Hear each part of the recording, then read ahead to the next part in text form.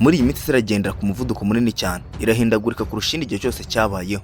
Wese ubibona urayibona kimwe nanjye? Ese turagana hehe?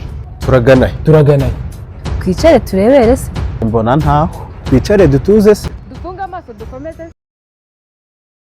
Ni ikibazo, ni igisubizo, ni icyago, ni igikoresho, ni iterambere, ni inyanja. Artificial Intelligence, AI, ubwenge buhangano. Ni ikoranabuhanga ririmo guhindura ibintu byinshi biri kubera kuri iyi si, byaba byiza ndetse n'ibibi. Mbahe ikaze mwese tugiye kubana muri iki kiganiro. Ngiye mubana ndi Daniel niyo nkuru. Urubyiruko ruri mu benshi bari gukoresha iri koranabuhanga by'umwihariko mu mashuri, mu buhanzi ndetse no mu kazi ka buri munsi.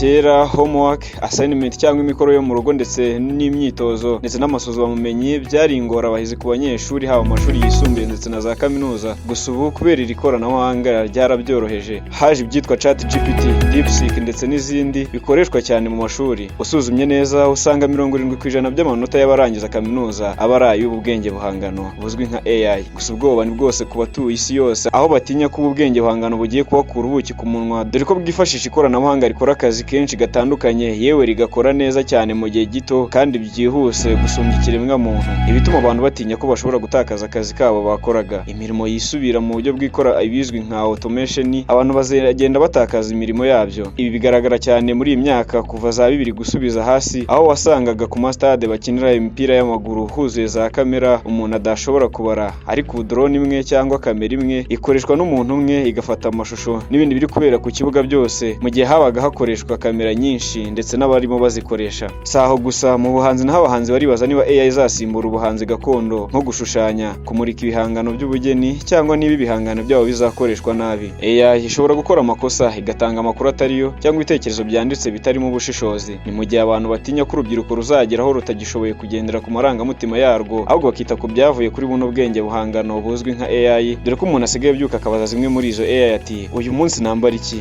nkora iki, ko mbajije atya musubiza iki, uyu munsi ndya iki, n'ibindi, nayo ikamusubiza ibyo ishatse, nk'aho ibyo bidahagije ngo hari nabigira inama yo kwiyahura. Ese ubikiremwa muntu nticyaba kiri kujya mu muyobaho kitazabasha kwikura? Niba mbyuka nkabaza ikintu kidafite umuntu nkanjye, nkahitamo nkakurikiza ibyemezo, imyanzuro n'ibitekerezo byacyo, nta handi njya uretse kwiyahura no kwishora mu bibazo. Iyo umuntu ahora yifashisha AI mu gukora ibintu by'ingenzi nk'inyandiko, imyitozo, gutegura ibikorwa, niko agenda atakaza ubushobozi bwe bwo gutekereza. Ashobora kandi kutiga gukora ibintu wenyine, kwiga uburyo bwo gushaka ibisubizo no kwiga kwihangana no gukora ubushakashatsi. Mu bushakashatsi bw'ihuriro ry'amakompanyi y'ubugenzuzi Audit Firm n'ubujyanama Consulting and Advisor rikora ku rwego mpuzamahanga KPMG, muri 2025 yagaragaje ko abantu 43% bavuga ko baba barigeze kubona cyangwa kumva ingaruka mbi za AI ku giti cyabo cyangwa kubo bazi. Ni mu gihe mu bushakashatsi bwakozwe n'Ubwongereza abantu bagera kuri 72% bavuga ko bafitiye impungenge iyi AI ishobora gukoresha amakuru yabo bwite kandi ibyo bitemewe. Ni mu gihe ubushakashatsi bwa Imagining the Digital Future bwo muri Amerika mu mwaka wa 2023 bwo bwagaragaje ko 66% bavuga ko biteze ko AI izagira ingaruka mbi mu by'ibanga. Ni mu gihe 46% bavuga ko izagira ingaruka mbi ku mibanire y'abantu, naho 41 bakavuga ko izagira ingaruka mbi ku burenganzira bwa muntu. Hanyuma 45 bo bakaba batekereza ko AI izababuza amahirwe mu kubona akazi kabo. Nubwo AI ishobora kugira ingaruka mbi, hari benshi bayibyaza umusaruro. AI ishobora guza amasomo n'ubushobozi bw'umunyeshuri, gukurikirana ahageze,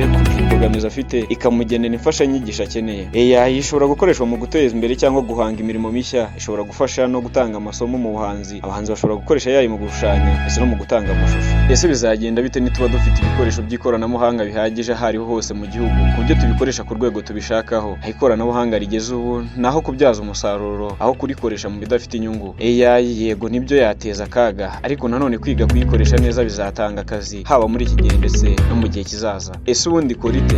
Ikoreshwa ite? Wayibyaza umusaruro ute? Reka dusubire mu kiganiro cy'ubutaha hano kuri Yesco TV. Naho njye ndi Daniel niyo nkuru.